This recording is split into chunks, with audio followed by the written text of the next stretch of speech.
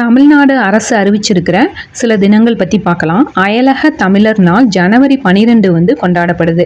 இது அயலக தமிழர் நாள்னு சொல்லலாம், இல்லை புலம்பெயர் உலக தமிழர் தினம்னு சொல்லலாம். இதை அடுத்து சமூக நீதி நாள் வந்து செப்டம்பர் 17 வந்து கொண்டாடப்படுது.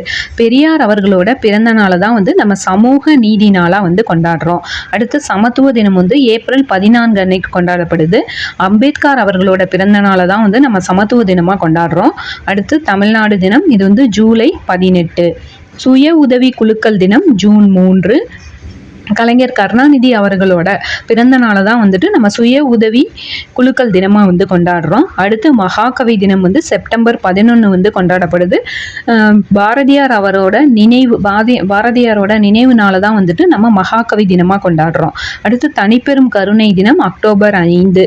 வள்ளலார் அவர்களோட பிறந்த நாளை தான் வந்து நம்ம தனிப்பெரும் கருணை தினமாக வந்து செலிப்ரேட் பண்ணுறோம். அடுத்து மாநில வரையாடுகள் தினம் அக்டோபர் 7.